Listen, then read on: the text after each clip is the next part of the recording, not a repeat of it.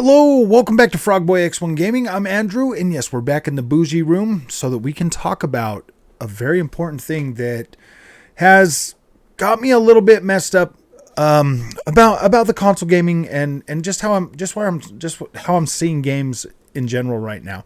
So I've decided after Gotham Knights that I'm not going to jump on the hate train anymore before a game comes out and I actually try it for myself. There's a lot of misconceptions that I have given myself over the beginning of this console generation. You know, things like I got to have 60 FPS, 1080p is trash.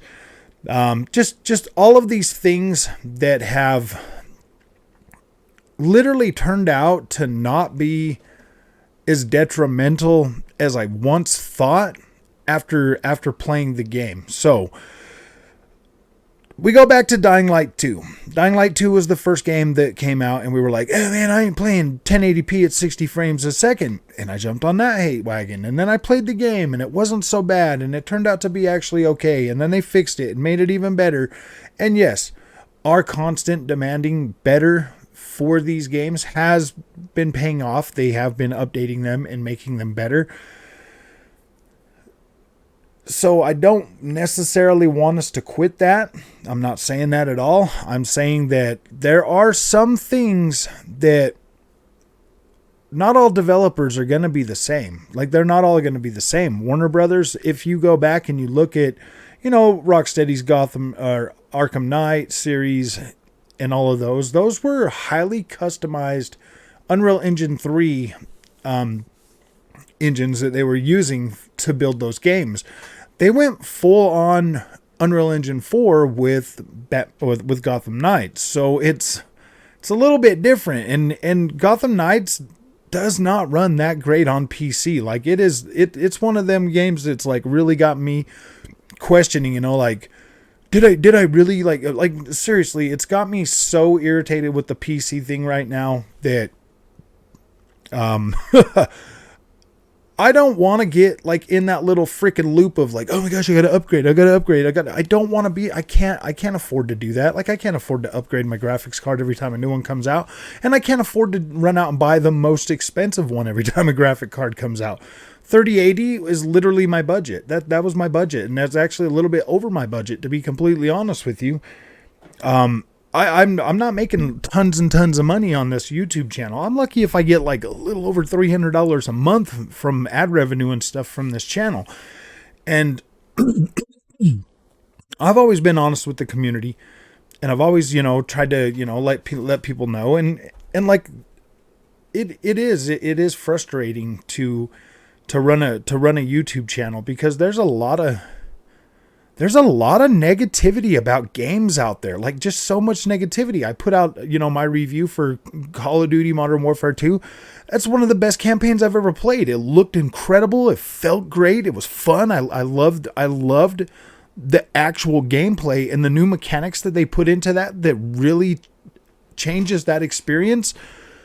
I was blown away. Like, I was literally blown away with that Call of Duty campaign, and I got negative people in my comments over that too. And I'm like, my gosh, man, are we just never happy as gamers?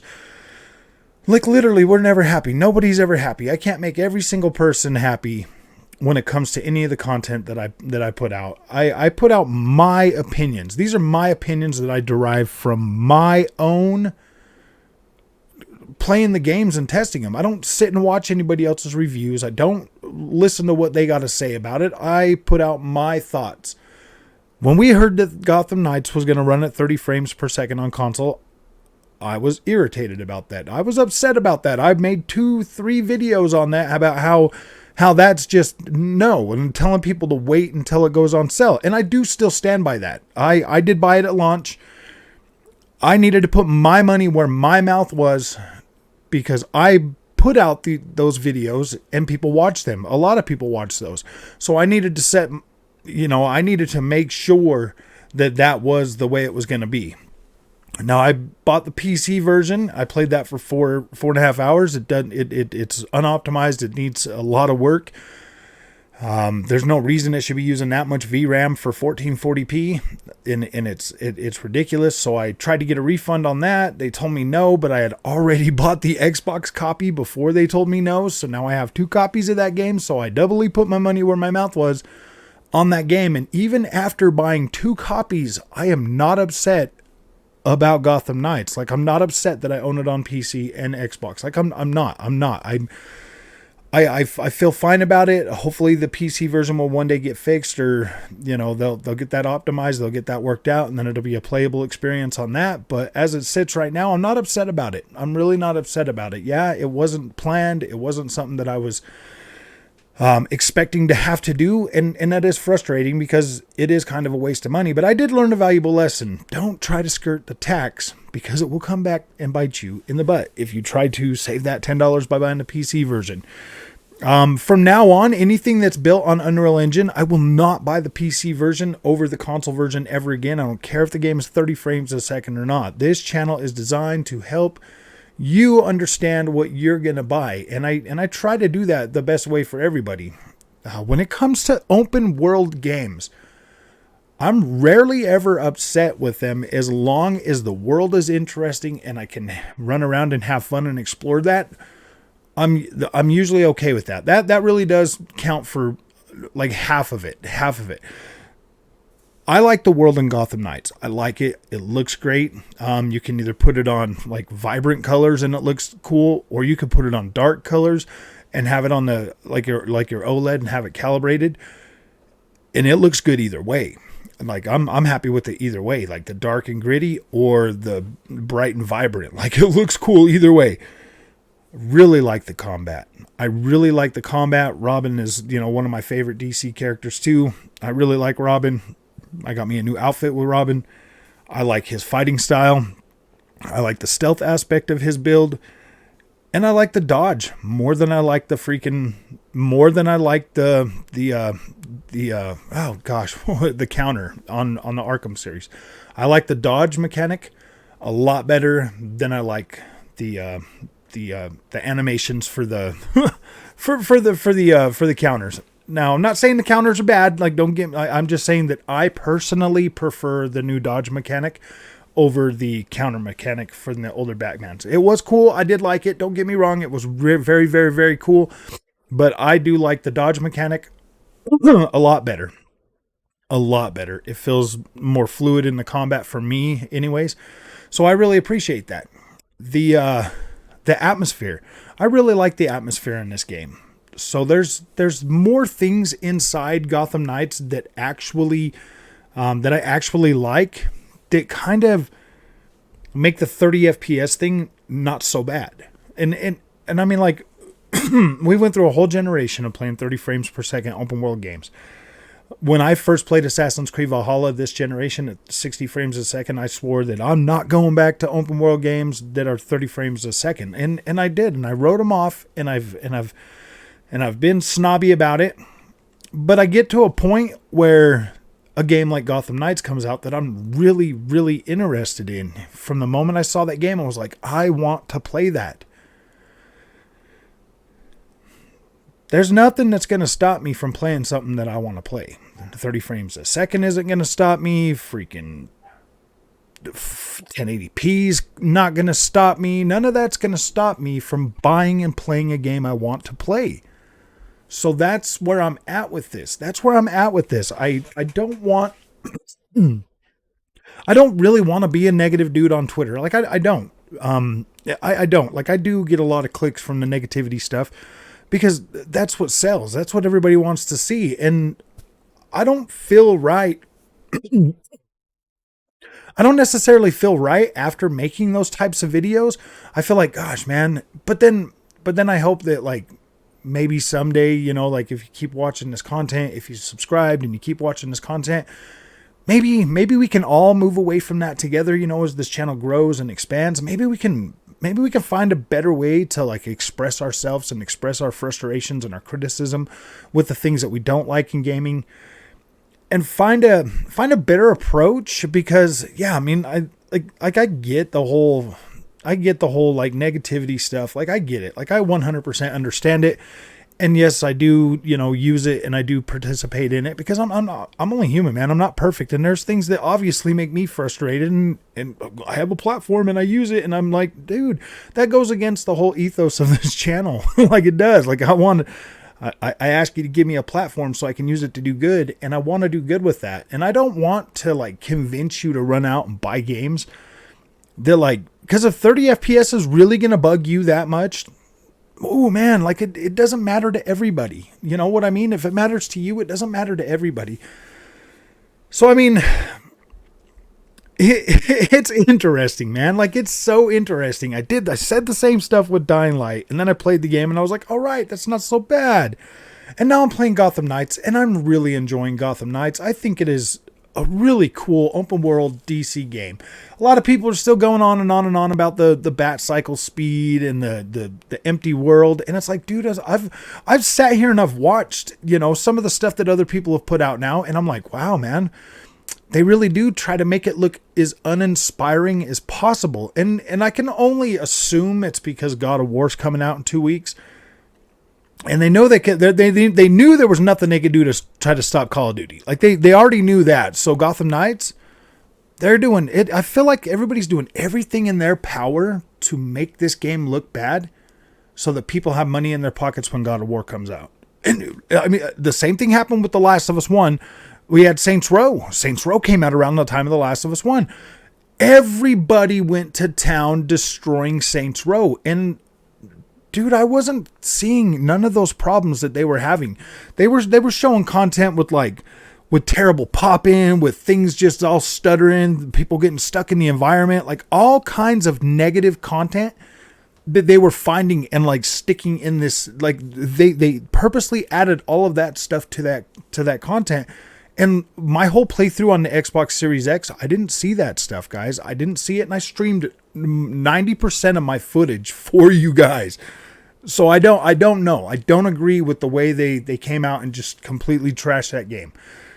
I don't agree with that. And to me, Saints Row is actually it's got a decent foundation. They can keep adding content to that game and make it way better. And I hope they do. I hope they do, because it would be pretty bad if they let it go on that tone, because it'll sour that experience for a long time. Like people will lose trust, lose faith, and all of that stuff in Saints Row. I'm not saying that Saints Row is a perfect game or that you should run out and buy it. I never said that. I said it was a perfectly okay, average experience. Like it's average. In my opinion, if you stick to the campaign stuff, it was fine. You can get through it. About 15 hours, 16 hours, and cool, whatever. You got a 16-hour experience, man. And it was all right. I mean, the story was all right. The characters were kind of funny most of the time. Like, I had a good time playing it. It was fun. It broke up the monotonous of like running this channel and stuff. Like it did. It did. And it was all right. I generally had a good time with that experience. I want this channel to be good. Like I want to make good content that people want to watch. Like I do. I want to try to get better at my editing, and I want to try to get better at all that stuff. But if I'm sitting here and I'm focusing so much time and attention on the negative content and not putting out, but then when I do put out the content that I want to put out and like nobody watches it, it forces me to try to like I hate how this channel pushes and pulls my attention so much to stuff that's kind of it turns out to be meaningless. You know what I mean? Like all the negativity about Gotham Knights, and then I start playing it and I'm like, whoa, this is good. And like I was saying, man, like I think it's an all right game, and I think that anybody that plays it without tuning into the whole negativity thing, I think you'd be all right with the game. Like I think you'd be okay. I honestly do think that this is my honest opinion, man, because I sat down, I started playing the game, and I was like, wow, dude, there's a lot more that I like about this game than I don't. You know what I mean? Like, I was like, okay, this is pretty cool. So I do think that if it's a game, this is what I kind of recommend. If it's a game that you like or you're interested in, when you see the stuff and you're like, oh, that looks cool, 9 times out of 10, if you look for this, if you want the negative stuff, it's easy to find. But if you want the positive stuff, it is a little bit harder to find the positive stuff when it comes to a lot of that. Because I feel like YouTube really pushes the negative stuff. Like they're like, oh yeah, everybody will watch this, everybody will watch this, and they push it out there and they like subvert like all the other stuff that's positive or good about any of these games. So it really does suck, because it seems like my negative stuff like blows up and does really well, but then the other stuff is like, dude, nobody. And there's so much of it on there, man. Like every single YouTuber just gets in line and they start making the exact same content, like literally almost word for word. And then that's what you get, man. And those people are growing, and it's like, yeah, it's cool or whatever. But I don't have time to sit and follow all that stuff, man. Like I want to talk about video games, and I want to play video games, and I want to do that stuff. So yeah. So going forward, man, I'm gonna try to kind of avoid, the negativity train as much as I can, and if I do jump on the negativity train, I will always buy that game, and I will always feature it on the channel. I will always play it before I make up my final mind.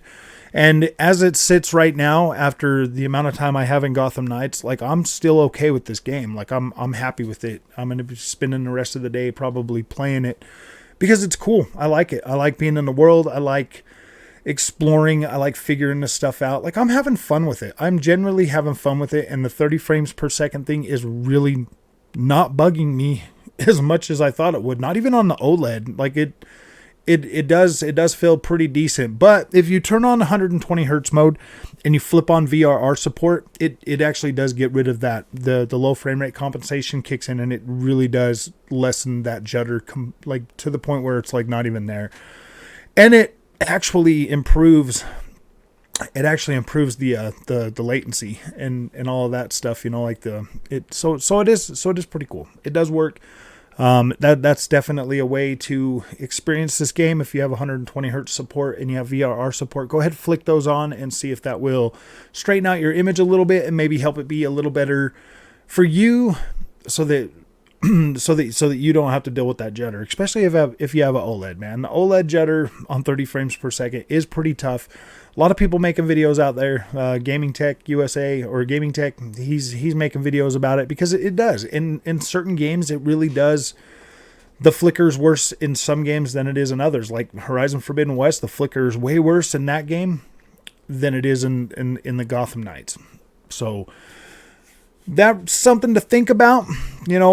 I always try to help find ways for you to enjoy your content the best way. And right now, as it sits right now, my favorite way to play Gotham Knights is on my monitor. That's just because, on the Xbox Series X version, it's running at 4K. It's being downsampled. The picture looks better. The latency, all of that stuff. I can still use all of that. And then OLED for Dolby Vision is literally incredible. The game looks so beautiful with that Dolby Vision on. It's truly beautiful. So I don't know, man. I don't know what else to say, but just another one of those, oh man, I'm sorry, it's so negative, but then I do negative stuff. Like I get it, man. I'm only human, man. I'm only human, and we are working on it. I am trying to get better. I'm a gamer just like you, man. I fall into the negativity just like anybody else, man. I have the same, fears and aspirations and wants and desires as a lot of you guys do, man. And when I hear 30 frames per second or 1080p, I'm like, ooh, I get it, man. It's frustrating. But then I also am man enough and old enough to make up my own mind and buy the product and decide for myself if it's good or not. And yeah, I'm okay with Gotham Knights. I'm okay with it. So if you like this content, don't forget to like and subscribe. It really helps. I really appreciate it. Start sharing these videos with people, man. Start sharing these so that more people will see them. And I'll see you guys in the next one. Thanks for watching.